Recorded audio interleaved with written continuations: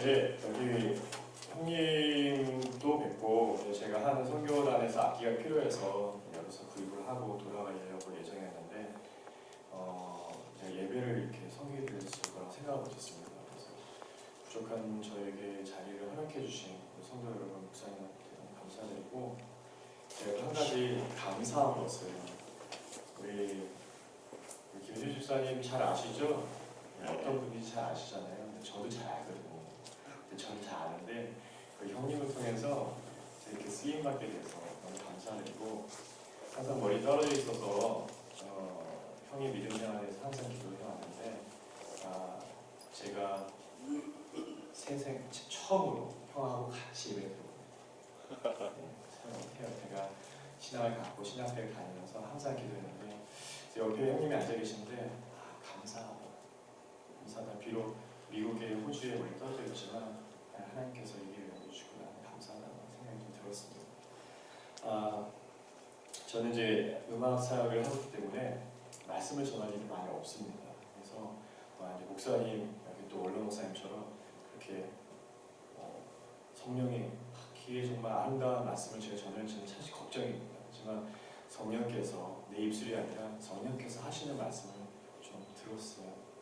성령께서 하시는 말씀이 가슴에 좀 올려줬으면 하는 마음이 바랍니다. 먼저 제가 짧게 기도하고 말씀 전하도록 하겠습니다. 거룩하신 아버지 하나님,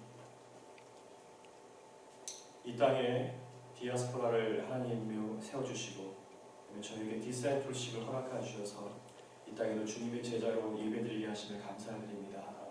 하나님, 이 땅에 보내셨을 때 하나님 많은 계획 가운데 있을 것을 우리가 망각하고 살 때가 너무나 많습니다.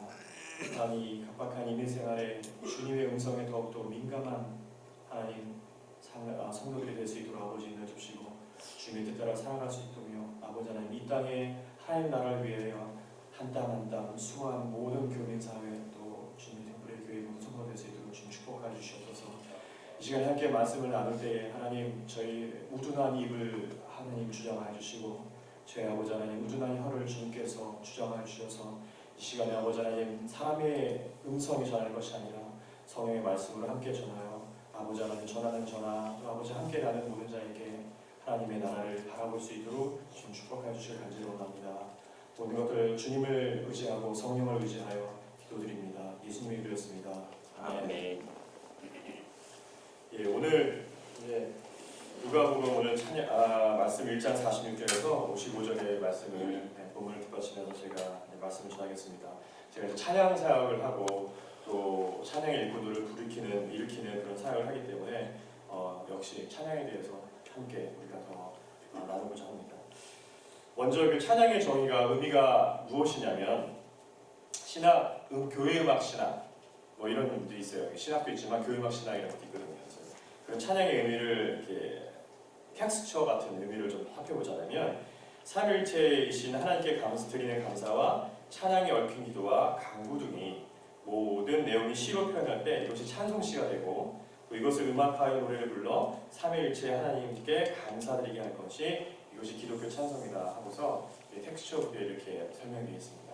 근데 좀 더 접근적으로 우리가 성경적으로 좀 바라보면 성경에서 어떻게 찬양을 표현하겠으면요, 그 찬양으로 번역된 그 히브리어 야다는요 하나님께 감사와 영광을 돌리는 것을 의미합니다. 어떻게 하냐면요, 감사와 영광입니다. 하나님께 찬양은 뭐냐면요, 감사가 있어야 되고 또 하나님께 드리는 영광이 있어야 됩니다.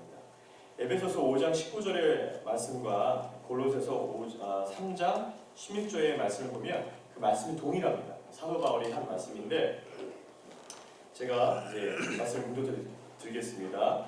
시와 찬미와 신령한 노래를 부르며 마음의 감사함으로 하나님을 찬양하고 이렇게 권면을 하고 있습니다. 이 역시 여기서 감사라는 말이 있습니다. 성도들의 사람들은, 찬양하는 사람들은 감사하는 사람입니다. 이 찬양과 감사는 동일시되는 것입니다. 그리고 이사야 43장 21절 말씀 보면 여기서 왜 찬양을 해야 되는지 성경에 정확하게 묘사되어 있습니다. 이 백성은 나를 위해 지어놨느니 하나님께서 우리를 지으신 것은 나의 찬송을 부르게 합니다. 하나님께서 우리를 지으시면 나의 찬송을, 하나님께 찬송을 부르게 하기 위해서 인간의 창조를 하셨다는 것이 창조로부터 그 말씀들이 우리에게 주어진 의미입니다. 그러니까 성도들이 마땅히 할 것은 찬양입니다. 하나님께서 우리를 찬양하게 지으셨고 또 찬양은 어떤 모습으로요? 감사함. 또 크리스천으로서 살아갈 수 있는 임무들입니다. 이것들이 살면서 우리에게 해야 할 것들, 당연히 해야 할 것들이 있는데 이 크리스천들이 해야 할 것이 반드시 찬양이라는 삶들의 것입니다. 이 하박국의 3장 17절 18절의 말씀을 보면은요, 우리가 이 찬양 많이 들으셨을 거예요. 무화과 나뭇잎이 마르고 이 찬양에 보면 포도 열매가 없어도 나는 여호와로 유여 즐거워하리, 구원의 하나님이 이루네요. 기뻐하리, 이렇게 이 찬양의 성경에 기록되어 있습니다. 이 말씀을 비춰볼 때 우리가 살면서 참으로 아까 우리 찬양이 들었을 때 한 것처럼 마셔도 목마르고 먹어도 배고픈 게 우리 사람입니다. 그래서 만족이라는 게 없습니다. 근데 이 하박국의 말씀 뭐냐면요, 한 가지 구원으로 인하여 우리가 그것 한가만으로도 충분히 찬양할 수 있는 조건이 된다는 것입니다. 하나님께서 우리의 요구와 많은 기도와 그것들이 응답이 더뎌질지라도 혹은 그 기도가 하나님께 노라는 대답을 받을지라도 나를 구원해 주신 역사, 그 예수 그리스도의 역사 하나만으로 감격하여 찬양할 수 있는 거듭나는 그리스도인들이 모두 되었으면 바랍니다. 제가 수염을 좀 길렀죠. 원래 제가 좀 깔끔한 걸 좋아해요. 저희 아내가 수염 길리니까 더 도둑놈 같다고 얘기하더라고요. 그래서 제가 아까 수염을 길리게 된 원인이 있다고 그러는데 그냥 길리면 되는 거지 원인이 뭐가 있냐 했는데 원인이 있었어요. 제가 아침에 면도하려고 이렇게 면도기를 드는데 우리 막내가 아빠 면도하지 마세요 그러더라고요. 왜? 이렇게 아빠 수염 만지는 게 너무 좋아요. 그러더라고요. 그래서 알죠 우리 아들인데 그래서 제가 면도기를 딱 놨어요. 그래? 그러면 내가 안 깎을게. 그래서 이제 길기 시작하니까 우리 아이가 자꾸 깎으라고 하더라고요. 근데 그 가운데 하나님께서 감동을 주신 게 뭐냐면 자그마한 사건인데도 불구하고도 하나님이 저희 가슴에 딱 임팩트가 있더라고요. 그게 생각나는 게 말씀이 출애굽기의 말씀이었어요. 하나님께서 가나안 땅으로 이스라엘을 끌어내기 위해서 많은 계획 가운데 끌어냈는데 이스라엘 민족이 계속 불평을 해요. 그래서 하나님이 뭐라고 하시냐면 내가 이 민족을 쓸어버리겠다. 그런데 모세가 하나님께 막 기도해요. 하나님, 당신께서 구출하시고 당신께서 지으신 당신의 백성을 당신의 손으로 저버리시겠습니까? 모세가 하나님께 간구합니다. 그러니까 하나님의 마음을 돌이키십니다. 뭐냐면요, 왜 돌이켰는지면요, 하나님께서 모세가 이뻤어요. 모세한테 의롭다고 칭하셨거든요. 너는 내 마음이 합한 사람이라고 얘기했거든요. 그러니까 하나님께 마음이 합한 사람들이 하나님께 간구할 때 하나님의 마음을 돌이킬 수 있습니다. 나 너한테 그거 안 주고 싶어. 너 내한테 그거 주면 너 나를 하나님 떠날 거잖아. 너 나를 떠날 거잖아. 이런데 이쁜 사람한테 하나님 주세요 그러면 하나님 마음을 돌이킨다는 거예요. 그래서 제가 그 말씀 생각났어요. 우리 막내가 이쁘거든요. 우리 막내가 이뻐요. 막내가 이쁘니까 내가 원하는 것이 아니라 내 막내가 원하는 것을 내가 이렇게 듣더라고요. 그래서 제가 이런 자그마한 일에도 하나님께서 저한테 이 감동을 주시더라고요. 그래서 나도 하나님의 이쁨 받는 종이 되고 싶다. 하나님의 마음을 돌이킬 수 있는 그런 종이 되고 싶다는 그런 마음이 들었어요. 그래서 제가 저희 아내한테 하나님 나한테 이런 감동을 주셨다더니만 너무 감사하다. 자기 계속 길러 그러더라고요. 그래서 우리 그 주님의 등불교회 맞죠? 이는 하나님의 마음을 돌이킬 수 있는 그런 의로운 자가 됐으면 좋겠습니다. 자, 오늘 그 누가복음 1장 46절에 55절에는요 그 표제가 붙어 있어요. 표제란 뭐냐면 그 말씀의 어떤 제목이라는 겁니다. 그래서 그것은 신학자들이 이렇게 붙인 거겠죠. 이 마리아 송가라고 이렇게 이 제목이 붙였는데 그 송가라는 게 이제 칸티클이랍니다. Canticle of Maria라고 이렇게 되어 있는데 이 제목을 마리아 송가를 흔히 이제 마그니피카트라고 많이 불러요. 내 영혼이 주를 찬양하며 하기 시작할 때 라틴어로 마그니피카트 하고 시작하거든요. 그래서 그 앞자를 따서 이것을 마그니피카트 하는데 이게 아름다운 찬송시인 겁니다. 아름다운 찬송시이기 때문에 수많은 작곡가가 1세기 또는 1000년을 넘어서 많은 사람들이 이 가사를 담아서 작곡을 했습니다. 왜 그러냐면요, 여기에 마리아의 깊은 신앙이 배어 있어요. 그리고 그 깊은 신앙이 시적으로 잘 함축되어 있고 절제되어 있지만 하나님의 또 업적을 가장 잘 나타내는 그런 내용들이 하나님 마리아가 찬양합니다. 그래서 이 작곡가들이 탐을 내는 거죠. 이 작곡가들은요, 좋은 가사를 갖고 있으면 곡을 쓰고 싶거든요. 예, 전하고 싶거든요. 그래서 이 마리아의 송가가 많은 작곡가들이 모차르트 시작해서 뭐 그 이후에까지 지금까지도 뭐 이 가사를 통해서 많은 작곡가들이 잘 작곡을 하는데요. 그 이후로 제가 이제 차근차근 설명하면서 여기서 주신 하나님 말씀을 전하고자 합니다. 46절에서 47절의 말씀을 보면 내 영혼이 주를 찬양하며 내 마음이 하나님 내 구주를 기뻐하였음은 이렇게 기뻐합니다. 이렇게 이제 마리아가 노래를 시작합니다. 찬양을 시작합니다. 이때 상황이 어떠한 사냥임을 잘 아시다시피 천사 가브리엘부터 내가 하나님의 아들을 잉태하노라 하고서 그 말씀을 전합니다. 남자를 모르는 여인이 잉태를 했대요. 어떠한 상황이겠습니까? 남자들은 이 상황이 별로 이해가 안 될 거예요. 아니 충격이 덜할 겁니다. 그런데 여자의 당사자분은 내가 잉태를 했다는 것에 굉장한 정신적 충격이 있을 겁니다. 쉽게 말해 영어로 표현하면 머리가 하얘지는 거죠. 패닉 상태가 되는 거죠. 그런데 그 감정을 다 뒤로 한 채 마리아가 첫 입을 띈 게 하나님이 나한테 왜 이래요? 이게 아니고요. 하나님 어찌 이러셨습니까?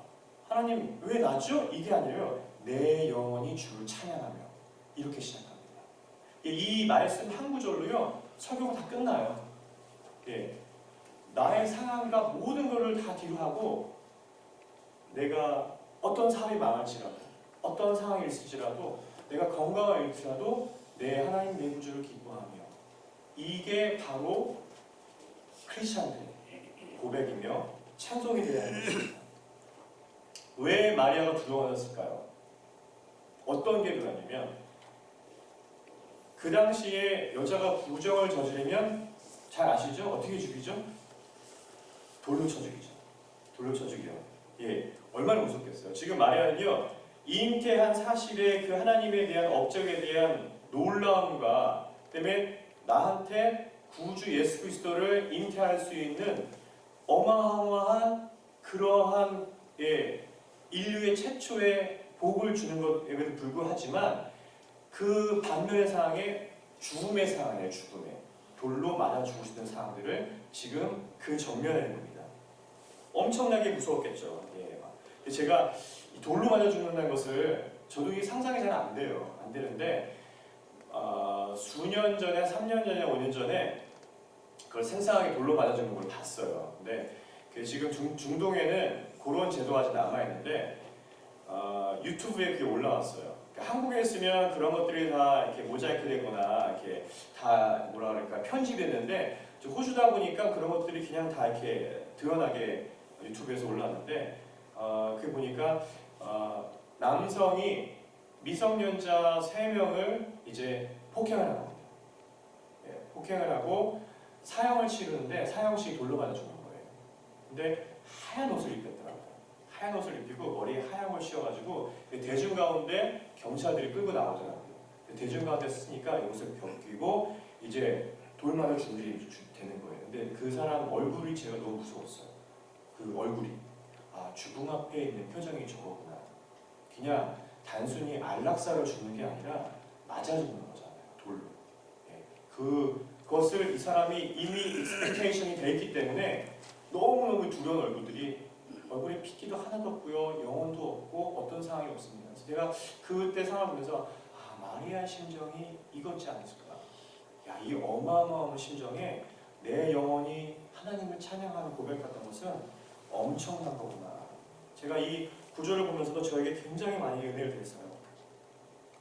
마리아의 심령 상황이 마리의 시적 사항이요 이 말씀에 없는 건 아니에요. 50과 52절을 보면 긍휼하심이 두려워하는 자에게 대대리 이르로다. 마리아의 두려움은 이 가슴 속에도 있습니다. 마음 속에도. 그렇지만 계속 마리아는 이런 고백을 계속합니다. 마음의 생각이 교만한 자를 흩으시고 권세에 있는 자를 그 위에서 내리셨으며 두려움이 계속 있습니다. 우리 세상 살아가면서요, 저도 이민생활 다 비슷하거든요. 이민생활에서 가장 힘든 게 뭐냐면요, 남들에 대한 의식이에요. 내가 이렇게 하면 뭐라고 할까? 좁잖아요. 한 달에 건네면 다 알잖아요. 그죠? 이런 것 때문에 참 사람들이 두려워하고 무엇을 못하는 경우를 굉장히 저도 많이 봅니다. 그렇지만 이 마리아가 똑같은 이 두려운 사람, 남들에 대한 의식들, 그다음에 죽음 앞에서도 있음에도 불구하고도 내 영혼이 주를 찬양하며 49절에 말씀이면 능하신 이가 큰 일을 내가 행하셨으니 부세주를 잉태할 수 있는 큰 일을 행하셨으니 그 이름이 거룩하시며 모든 상황을 뒤로한 채 하나님만을 높여드립니다. 찬양을 하고 있습니다. 사람이 동물하고 다른 점은요, 동물도 육신이 있고요, 사람도 육신이 있어요. 동물도 정신이 있고 사람도 정신이 있어요. 동물도 꿈을 꾸거든요.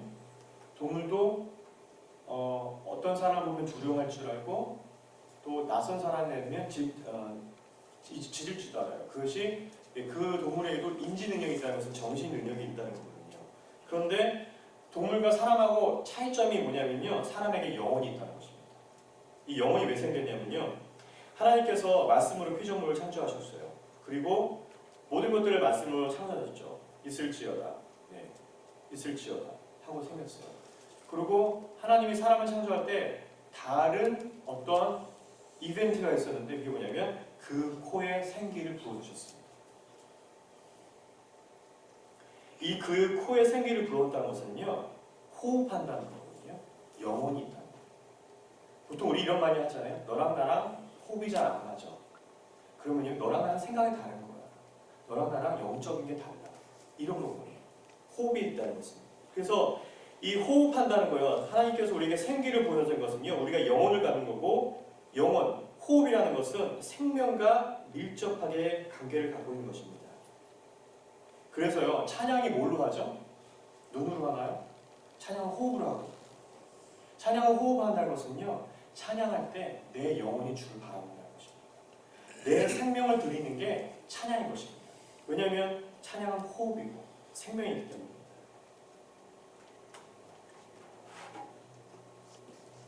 하나님이 마리아에게 이런 생각을 줍니다. 바랄 수 없는 가운데 믿음을 바라보고 내 생명까지 내려놓는 그런 마음을 주십니다. 마리아의 찬양. 이 마리아 찬양은 우리가 끝까지 계속 묵상해야 될 성경의 내용 중에 하나입니다. 요즘에 조심할 조금 민감한 것들이 이 캐톨릭에서 마리아를 우상화시켜서 이 개신교에서요, 마리아 설교를 하면 약간 이단치를 받아요. 근데 제가 그것을 마음에 개혁하지 않냐고 이 마리아의 찬양을 제가 말씀을 전하는 것은 이 마리아가 갖고 있는 이 신앙이, 마리아의 찬양이 진정한 우리의 하나님께서 원하는 찬양이시기 때문에 제가 이 말씀을 전하고 합니다. 자, 아까 제가 찬양이라는 단어를 야다라는 단어로 썼다고 했는데요, 이 마리아의 손가 안에서 들어있는 찬양의 가사는 다른 단어들이 있습니다. 어떤 단어냐면 메갈루노라는 단어가 있는데, 이 메갈루노가 이제 라틴어로 와서 메가로 바뀌죠. 그 메가폰이라는 단어 우리가 아시잖아요. 이렇게 휴대용 마이크라는 게. 그러면 이 메갈루노라는 뜻은 뭐냐면요, 크게 하다, 위대하게 하다, 길게 하다, 또 확대하는 뜻을 갖고 있습니다. 그래서 이 마리아의 찬양은 어떠한 찬양이냐면요, 격앙된 상태에서 조그맣게 찬양이 아니라 외치는 찬양이에요. 외치는 찬양. 하나님, 주님, 이게 아니고요, 주여, 주님, 하나님, 내 영혼이 주를 찬양해요 하고서 온갖 그 마음의 고통과 모든 것들이, 걱정 것들이 이 찬양으로 발산되는, 그러한 단어를 여기서 쌓고 있습니다. 찬양의 역할들이, 여러 가지 찬양의 역할들이, 또 그 찬양의 기능들이 성경에서 나오는데요, 제가 몇 가지를 소개시켜 드릴게요. 일단 첫 번째 사무엘상 16절 23절에 보면 사울의 병을 고친 다윗의 하프 연주가 나옵니다. 하나님이 부르신 악신이 사울에게 이를 때에 다윗이 수금을 취하여 손으로 탄즉 사울이 상쾌하게 낫고 악신은 그에게 떠나니라. 찬양은요, 우리의 몸을 치료하고 정신을 치료하고 심지어는 육체까지 치료할 수 있는 영적 파워의 능력이 있습니다. 오래전에 저도 간증을 통해서 들었던 내용인데요. 그 독일의 신앙지에서 실린 실제적인 얘기입니다. 한 환자가, 독일 환자가 설암을 앓고 있었어요. 이 설암이라는 거 아시죠? 이 혀에 캔서가 생기는 겁니다. 근데 이 캔서가 그렇게 되면 이것이 가장 위험한 게 뇌하고 연결돼 있고 식도와 또 모든 심장과 연결되어 있기 때문에 이 암세포가 전이될 수 있는 그 가능성이 굉장히 높은 겁니다. 그래서 이것을 살리려면요, 혀를 잘라야 돼요. 근데 혀를 이렇게 자르면 어떻게 되냐면요, 사람은 살겠지만 말을 못해요. 그 혀의 기능이 맛을 보는 기능도 있지만 말할 수 있는 기능도 있고요. 그 다음에 먹는 기능이 있습니다. 이 혀를 잘라내면 음식을 못 넘기거든요. 이 불평, 제가 예전에 그 혀를 이렇게 설암 수술하신 분을 봤는데 이것을 음식을 씹는데 못 넘기니까 여기 계속 흐르더라고요. 그래서 가족들이 항상 여기다 받치고 있어요. 이렇게 못 넘기니까. 근데 이거보다 생명이 더 중요한 거죠. 생명이 더 중요하기 때문에 수술을 하는데 이 독일 환자도 이제 그 혀 절단 수술 앞에 지금 그런 시점이 나오고 있습니다. 의사가 이런 말을 묻습니다. 당신 이제 우리가 혀를 자르면 이제 말을 못하게 될 텐데 이 마지막 육성으로 하고 싶은 말 있으면 하실래요? 하고서 이렇게 얘기합니다. 그러면 제가 이 상황이 되면요, 가족들 좀 많이 불러줄 것 같아요. 우리 와이프한테 또 미안해, 사랑해, 또 나 용서해줘, 뭐 이런 말 우리 아이들한테 아빠가 야단친 거 미안해, 가슴에 남아놓지 마, 뭐 이런 얘기 막 할 것 같아요. 근데 이 환자가 마지막에 하고 싶은 말씀이 뭐였냐고 제가 말씀드릴 텐데, 자기가 마지막으로 할 말이 있는데 다른 사람이 아니라 하나님께 할 말이 있어요. 그러니까 조금 죄송하지만 모든 의료진들을 밖으로 좀 내보내주면 좋겠습니다. 근데 하여튼 그 우리나라 상황이 같으면 그런 일이 별로 없었을 것 같은데 그 의료진들이 다 나갔다 오더라고요. 환자를 존중하면서 나가서 이제 누워있던 이 모습을 다시 그 수술대 그 침대에 앉아서 무릎을 꿇고 찬양하기 시작했대요. 어떻게 찬양했냐면요, 메갈로노의 찬양, 눈물, 콧물 번복되면서 하나님 하면서 계속 찬양합니다. 그래서 이 마음 가운데 하나님께서 평화를 주셔서 수술할 수 있는 마음들을 주셔서 이제 마음을 가라앉히고 수술을 하려고 하는데 이제 입을 벌려놔야 되잖아요. 고정시켜야 되잖아요. 이 기계로 딱 벌려놓고 딱 보는데 설암에 걸리면 혀가 하얗게 된다는 게 하더라고요. 근데 귀족이라는 거예요. 혀가 빨개진 거예요. 피가 도는다고 했어요. 왜 우리에게 이런 기적이 없을까요? 왜 우리 삶에 기적이 없을까요? 왜 독일 사람에만 있을까요? 이게 아니고요.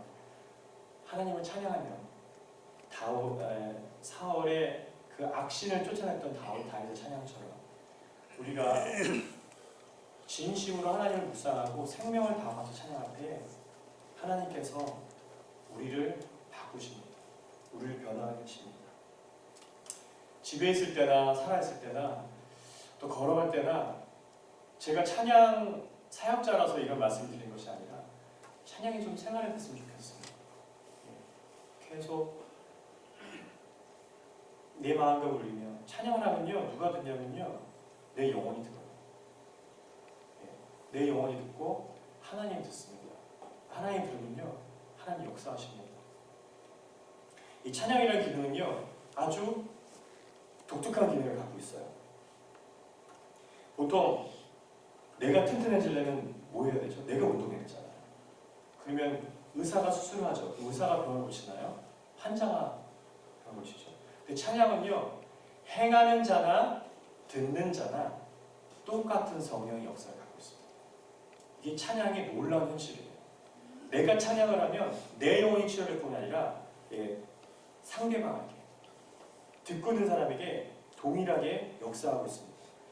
제가 이 사역을 시작하게 된, 찬양 사역을 시작하게 된 한 모토가 있었는데, 이 방글라데시에서 음악 선교사로 계신 저희 선배부터 들은 간증으로부터 굉장히 저에게 많은 은혜가 됐었어요. 어떤 얘기를 하냐면, 이 방글라데시는 무슬림 국가예요. 모슬렘 국가인데 거기 음악 학교를 세웠어요.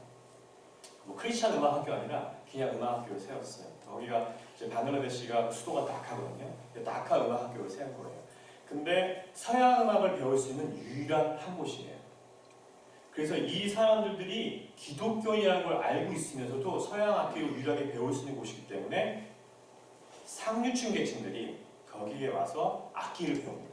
플룻을 배우고 키보드를 배우고 바이올린을 배우고 이렇게 합니다. 근데 한 학생은 이제 플룻을 배우는 학생들이 있었는데 선교사님이 보통 음악도 많이 가르쳐주지만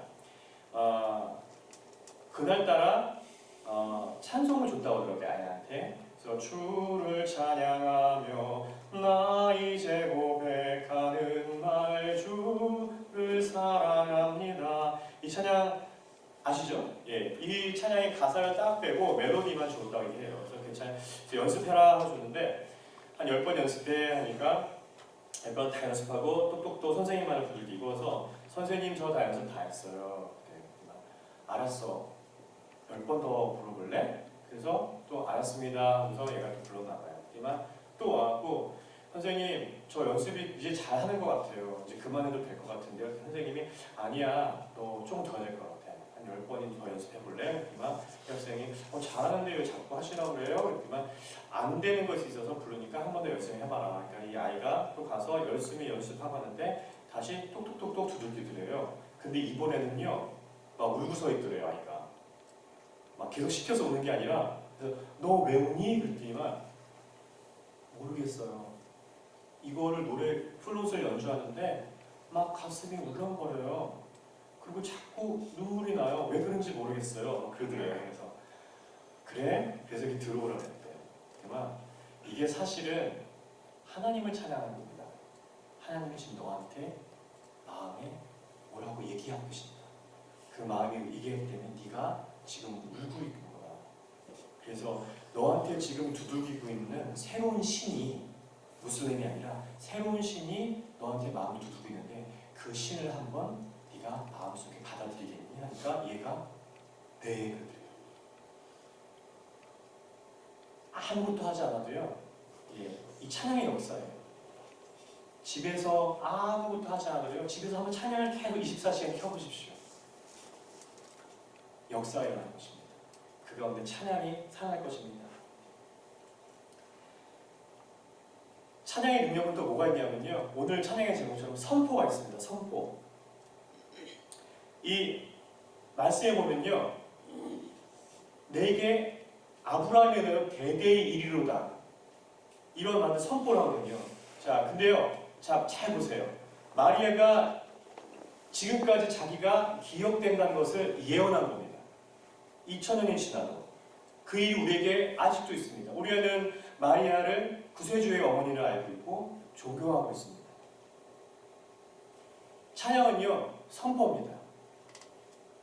제가 이 선포라는 것들이 또 예언이라는 것들이 저에게 거의 간증이 된 적이 있어요. 제가 호주에 살면서 처음에 들어갔을 때 할 일이 없었어요. 할 일이 없고 제가 무엇을 해서 이곳에서 먹고 살아갈 게 아무것도 없었어요. 그래서 할 수 있는 게 이제 트럭 드라이버, 그다음에 홈클리닝, 그다음에 20kg짜리 포대에 무거운 걸 하루 200개씩 날라 허리가 끊어지고 손목 인대가 나가고 그런 적이 굉장히 많아요. 근데 그때 다 내 마음이 다 무너졌습니다. 내가 하나님의 사역을 하려고 이 땅에 오고 왔는데 나는 지금 뭐 하고 있을까? 집값을 내기 바쁘고 식료품을 사기 위해서 돈을 벌어야 되고 집에 수도가 안 끊기게 하기 위해서 전기가 안 끊기게 해서 전기세를 내기 위해서 일을 해야 되고 내가 전혀 다른 일을 하고 있는 거예요. 마음이 다 무너졌어요. 마음이 무너지고 근데 그때 그냥 조용하게 찬양을 시작했어요. 운전하면서. 다 마음이 무너져서 내게 너무 갈급한 게 있었거든. 평화 평화로다 하늘 위에서 내려오네 그 사랑의 물결이 영원토록 내 영혼을 덮으소서. 운전을 하면서 이 소절만 한 10번 부른 것 같아요. 근데 감정 없이 불렀어요. 그냥 힘들어서. 그렇다고 제가 들어가면서 뽕짝을 틀어놓으면서 아싸 아싸? 그러면 틀 수 없잖아요. 그래서 그냥 그래도 사역자인데 제가 그냥 흥얼거릴 수 있도록 그냥 이렇게 불렀어요. 근데 갑자기 운전하다가 성령께서 제 심장을 탁 치시는 거예요. 눈물이 활짝 쏟아지는데 너무 울어갖고 운전할 수가 없었어요. 그리고 이제 이렇게 이제 몰지라 그러는데 호주에서는 이 차도 옆에는 그래서 거기에 차를 세워놓고 그냥 찬양을 했어요. 그 안에 손을 들고 평화 평화로 가서 이제 일을 끝나고 시간을 맞춰서 들어가야 되는데 그것보다 이게 더 중요했어요. 내가 하나님을 만나는 게. 찬양을 하고 했는데 그때 하나님이 평화를 부어주시더라고요. 다 쓰러졌던 마음들. 야, 내가 여기 와갖고 화장실 청소하고 트럭 드라이브하고 포대자루나 나누고 막 이것도 다 무너졌는데 하나님 평화를 켜주시더라고요. 그래서 하는 말이 하나님께서 이 고통받는 순간도 내가 너를 사용하기 위함이다. 너를 성숙하기 위함이다. 생각했었어요. 제가 한국에 살면서 지잘난면서 살았거든요. 근데 그 혼자 가면 가장 싼 식빵이 있어요. 99센트짜리가. 식빵 이만하게 있는데요. 그것을 일주일 먹고 살았어요. 한 피스씩 아침 먹고 점심 먹고. 그래서 다 낮아지게 하시는데 그때는 참으로 어려웠는데 지금 이제 와서 하나님 왜 그렇게 하셨는지 내에 있는 것을 다 비우시고 하나님께서 채우시기에 그 작업을 하나님께서 하셨더라고요. 여러분 찬양하십시오. 예, 혹시 여러분 몸이 아프십니까? 예, 찬양하세요. 예, 하나님 나를 사실 마음에 저처럼 무너지는 마음들이 있으면요 찬양하세요. 찬양은 기도고요, 예언이고 선포입니다. 내가 찬양할 때에 하나님을 올려드리기 하고 내 찬양할 때에 그것이 선포가 되면 그것으로 이루어집니다. 올해 9월부터 내년 9월까지 70번째 희년이라고 합니다. 예, 희년 아시죠? 예, 7번의 안식년이 지날 때 그래서 50년째 됐을 때 희년이라고 하는데 이 레위기 28장의 말씀을 보면요 희년이 선포되는데 그 희년의 의미는 뭐냐면요 너희는 각각 너희 기업으로 돌아가고 너희 땅으로 돌아가고 모든 매었던 것이 풀려지는 그런 해인 것입니다. 근데요 많은 선교단체가 지금 이 희년을 선포하고 기도하고 있거든요. 그러면 지금 우리는 주님의 등불 교회 성도들은요 이 영적 무브먼트에 어떤 것을 선포할 것입니까? 이 영적 무브먼트는요 태초부터 있었어요. 족장시대가 있었고요. 그 다음에 족장시대 이후에는 사사시대가 있었어요. 이 사사시대 이후는요 그 다음에는요 이제 왕들이 일어납니다. 열왕기 시대가 있었어요. 이 성경을 보면요 이렇게 그냥 플랫한 게 아니었어요. 항상 웨이빙이 됐어요. 이 스트림이 있었거든요. 영적 스트림이요. 그때 하나님께서 그 목적에 사용하게 사람들을 일으켜서 영적 리더를 삼으시고 교회를 일으키고 하나님의 나라를 일으킵니다. 지금요 올해가요 그런 영적 무브먼트가 일어나고 있는 겁니다. 하나님께로 돌아오는 시기입니다. 우리가 하나님께로 만약에 우리 가운데 가족 가운데 또 여러 모든 모습 가운데 그것이 없다면 여러분 선포하세요. 보통 지금 이제 그레이트 대희년이라고 지금 하는데 그러니까 출애굽하고 나서 BC 1417년인가요? 그 이후로부터 지금 70년째, 70번째 맞이하는 휴년인데요. 이 영적 무브먼트에 한번 같이 한번 여러분 무브먼트 탔으면 좋겠어요. 이제 내 욕심으로 차린 사업체가 내 것이 아니라 하나님께로 돌려드리는 일을 하십시오. 내가 하나님의 곁으로 떨어져 있던 나의 신앙들을요, 이 영적 희년에 하나님께로, 아버지께로 돌아가는 일들을 우리가 하셔야 됩니다. 그것을 선포하고 돌아가야 되고, 그렇게 선포하려면요, 우리가 찬양하는 일밖에 없습니다. 기도하고 찬양하고 묵상하고 예배하는 일밖에 없어요. 그것들을 더 중심적으로 기도하셔야 됩니다. 아비가 없는 자녀처럼 살아가신 것이 아니라 우리 형님께서 오늘 찬양처럼 그 탕자의 모습이 이제 아니라 아버지께로 돌아가는 역사들이 이것에 있을 것입니다. 저는 이것을 뉴 시즌이라고 얘기를 합니다. 뉴 시즌이 이미 시작됐습니다. 이 모든 교회가 이것을 이제 받아들이는 교회가요, 이것을 선포하고 나가고 있습니다. 재미있는 것은요, 저도 목회자지만 이제 이 영적 스트림은요, 사사시대가 있었던 것처럼 또 족장시대가 있었던 것처럼요, 이제 영적 스트림은요, 목회자로 인해서 이 교회가 성장하는 것이 아니라 평신도를 불러일으킵니다. 각각의 성장하는 것들을 일으켜서 교회를 세우고자 하고, 이 영적 스트림에 목회자 중심으로 이끄는 것이 아니라 목회자를 중심으로 평신도 리더들이 함께 일어나는 것들이 이제 새로운 영적 무브먼트입니다.